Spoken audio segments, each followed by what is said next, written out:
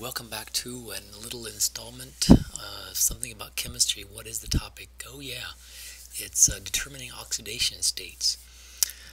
Let's see, oxidation state, we might define it as something like the charge an atom would acquire in a compound if it were to enter into an ionic bond. Yeah, something like that. Did you get that? Replay it again if you want. I think I said it correctly. Some really easy rules to remember, and then some tricky artful things to apply. Elements it goes kind of back to valence electrons and such. Elements in the first family have only one valence electron, so they won't actually lose that valence electron. They desire to, in a way, in a sense. It makes them very reactive to lose that electron to allow them to have a noble gas electron configuration. Therefore, if they lose that single negative, they become singly positive. In the second column, beryllium, magnesium, calcium, strontium, barium, they love to lose 2 electrons. So magnesium has 12 electrons, only 2 of those are on the valence shell, the 3s2 electrons, 3s electrons, and 2 of them. And magnesium likes to lose 1 and lose 2, so that it has 10 electrons, so as to look in electron configuration anyway, like neon. We skip the transition metals and the inner transitions for a second, and then go on to the other main group elements like the boron family, the carbon family. This family loves to acquire a +3 charge if they can. Aluminum and gallium, no exceptions. It starts to get confusing in here. Let's go over to here. The noble gases, they don't want any. We could say they don't have an oxidation number. Or we could say they have a 0 oxidation number because they're pure elements, but they don't want to react or interact anyway. But the fluorine family loves to gain 1 extra negative electron. Therefore, the fluorine, chlorine, bromine, iodine love to have an oxidation state when entering into compounds of -1. And the further up and to the right on the table you are toward fluorine, neglecting the noble gases, toward fluorine. Fluorine's a champion of what we call electronegativity, and the fluorine and oxygen and chlorine, even bromine, often will pull electrons towards themselves in a bond, and they will sort of, quote, get their way in terms of acquiring negatives. Oxygen loves to be a -2. It loves to acquire 2 extra negative electrons so as to look in electron configuration like neon. Same for sulfur, loves to be a -2, -2. Nitrogen, you'd think, likes to be a -3, and it does, and it can, but actually nitrogen and phosphorus in their oxidation state are probably some of the most versatile variable elements, along with carbon, in the entire table. Carbon can be a +4, -4, +3, -3, +2, -2, +1, -1, 0, or any fraction. A fractional oxidation state, it happens. In any case. But what about the metals in the middle? Well, they are all over the place. As we're beginning to learn in naming these compounds with transition metals, you really should include a Roman numeral in most cases to describe what the positive oxidation state on that ion is. So iron loves to be a 2 or a 3. Roman numeral 2, Roman numeral 3, lost 2 electrons, lost 3 electrons. We'll talk about which electrons it loses in the next video, I believe. Vanadium's crazy, it's all over the place. Roman numeral 1, 2, 3, 4, and 5. So vanadium can be many different oxidation states, and interesting, curious, fun, all different kinds of colors as well. Cobalt and nickels and chromiums are often different colors as well. Lead is technically, I suppose, a main body element, but we still use Roman numerals for lead and tin. Tin-2 and lead-2, tin-2 and tin-4 and lead-2 and lead-4 are common ions for tin and lead. Alright, well, let's get on. There's some rules that I use that I've memorized when I always try to define and find the oxidation state of elements and compounds. The first rule is it's a rule, but I called it rule 0 because it's maybe, I guess, a more fundamental thing. If I have a pure element in its standard states, like a pure element in the laboratory benchtop, it has a 0 oxidation number. So if I see a pure element written in a chemical equation or reaction or something, I know that pure element, having its own chart, own box on the periodic table, has a 0 oxidation state. The next rule I go to is the hydrogen rule. If there's a hydrogen in a compound, it loves to be a +1. If there's an oxygen in a compound, the oxygen loves to be in -2. that kind of follows from the previous page, but those are almost hard, fast rules. They do change sometimes, but let's not worry about that too much right now. Wouldn't be a surprise then to say that Rule 2, lithium, sodium, potassium family, calcium, magnesium, barium family, fluorine, chlorine, bromine family. Fluorine, chlorine, very electronegative. They almost always want to be a -1. Transition metals vary all over the place.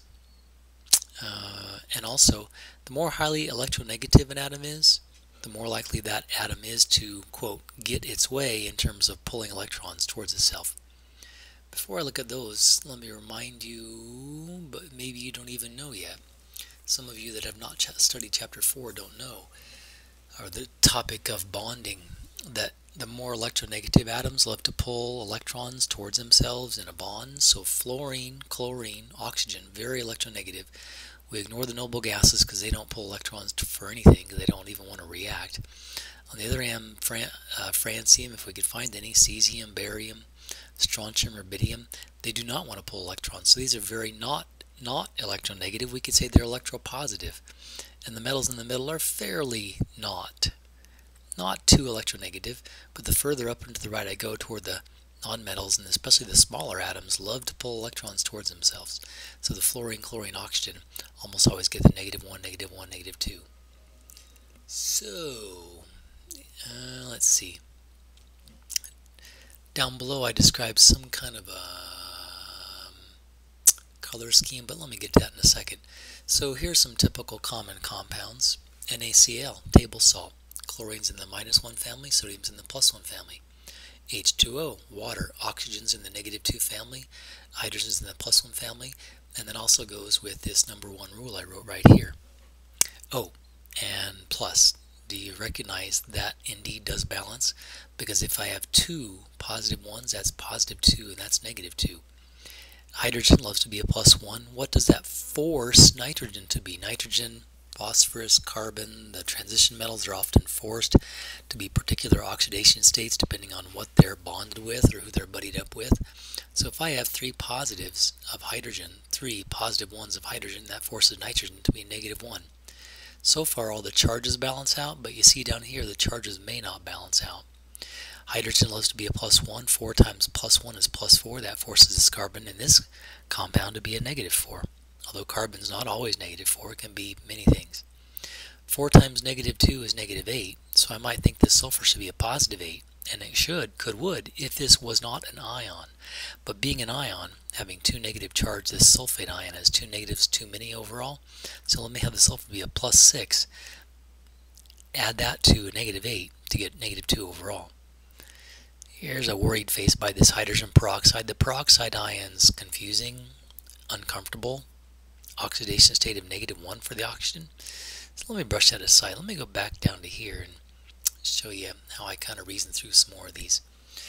In red I'm going to write what I did first, following the first few rules. In purple I'm going to write what I did second, and third and fourth and fifth I wrote in brown. You could, if you wanted to, rewrite these and rewrite the formulas and see if you could figure out the oxidation states of all these from scratch. That'd be kind of fun, wouldn't it? Good practice. First rule, one of the first rules, fluorine's in -1 family, so it's very electronegative, it gets a -1. 6 times -1 is -6. What should sulfur be to balance out the -6? You know the answer. Sodium's a +1. It's in the +1 family. That's where I went to first on this one, but I have 2 of them. So 2 + 1 is +2. What should sulfur be so as to balance out the +2 of sodium, the 2 sodiums? You know the answer. We did this one already above. Oh, let me see. Well, interesting that nitrogen can be a -3, a +2, a +4. It can be anything, like all over the place. Oxygen I went to as a -2. That forces the nitrogen in this compound to be a +2. Oxygen's a -2, but there's 2 of them. 2 times -2 is -4. That forces this nitrogen to be a +4. 4 times -2 is -8. That's where I went to first, a -2, -8. This forces each nitrogen of these 2 to be a +4, because 2 times +4 is +8.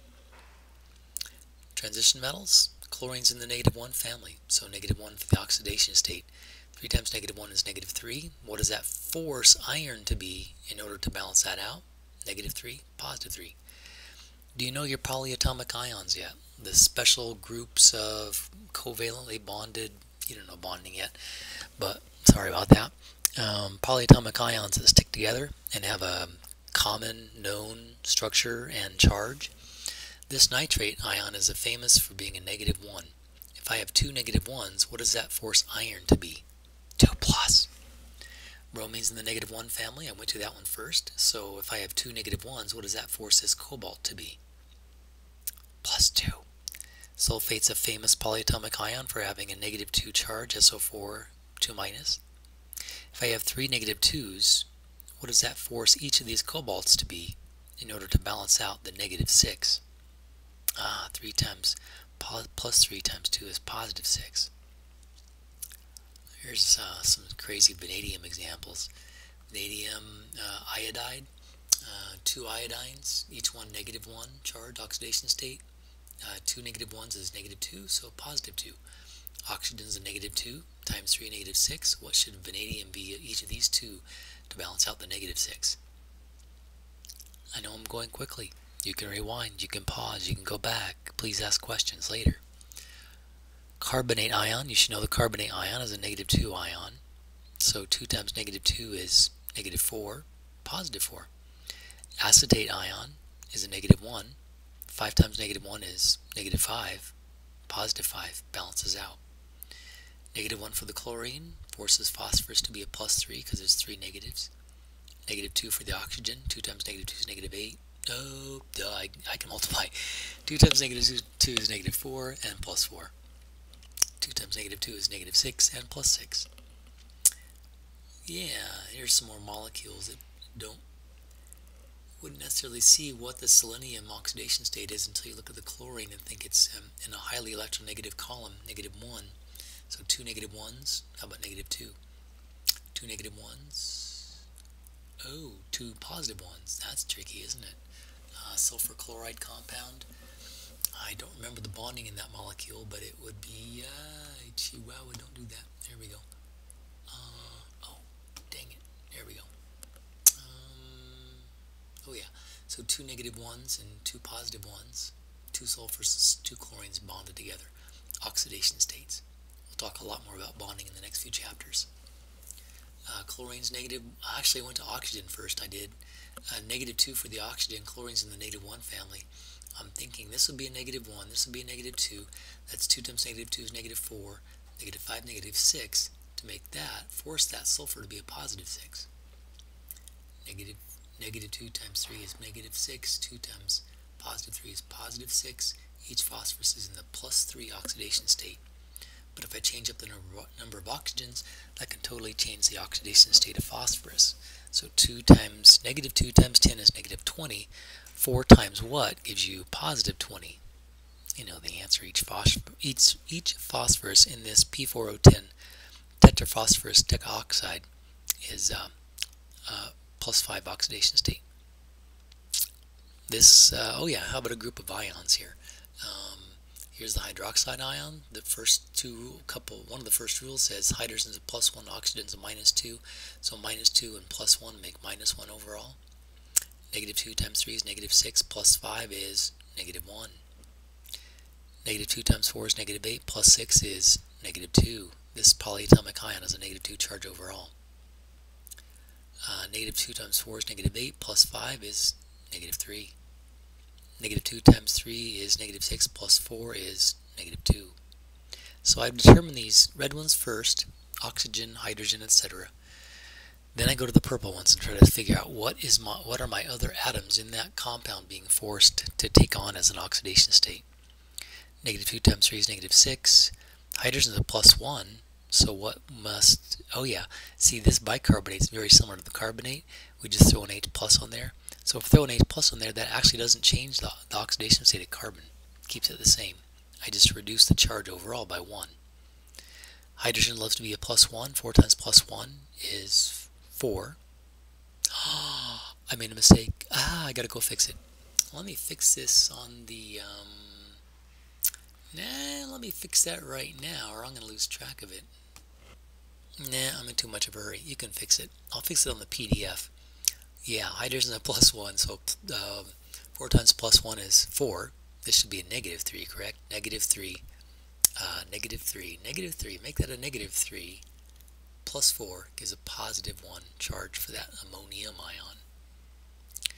And there's a few extras. What else do I? Oh, geez. Okay. Yeah. So you can practice this. Again, like I said, if you wanted to write out the formula ClO4- and try to figure out the oxidation states of -2 and +7. For example, -2 times 4 is -8, +7 is -1 overall. Same for this manganese. -2, oh, that's the same thing, isn't it? That's crazy. This is slightly different. -2 times 7 is -14. This has a -2 overall, so what must these two chromiums be in order to make this -14 come down to a -2? How about -12, or +12 I should say. In other words, 2 times 6 is +12. Each of these chromiums is in the +6 oxidation state. Well, where we are headed with this, believe it or not, in Gen Chem 2, more importantly than just naming the compounds, is trying to decide in a chemical reaction, sometimes these oxidation numbers can change. I hesitate to even include this, but I'll say pure element in a compound, -2 and +2. Here the oxygen went down from a 0 to a -2, and the zinc went up from a 0 to a +2. Going down is called reduction, going up is called oxidation. It's called a redox reaction. We might worry about it a little bit in chapter 10. Yeah, but pure element, pure element, pure element, pure element, pure element, a pure element, a pure element, a pure element. So whenever I have a pure element involved in a reaction, these pure elements are always 0, and I know that the reaction probably is redox if the pure element changes from a 0 oxidation state, 0 oxidation state, 0 oxidation state, 0 oxidation state, to something other than a 0 oxidation state. Oh yeah, and by the way, I wanted to point out, just briefly, if I have an ion, like a single atomic ion, that oxidation state for that copper 2+ in the water is 2+, and the zinc 2+ is 2+, and the iron 3+ is 3+, the oxidation states. What would be the oxidation state of magnesium 2+? Oh yeah, 2+. Alright, I better stop there. You guys have heard enough about oxidation states. Go practice a few on your own and see how you do. Ask questions. Thank you.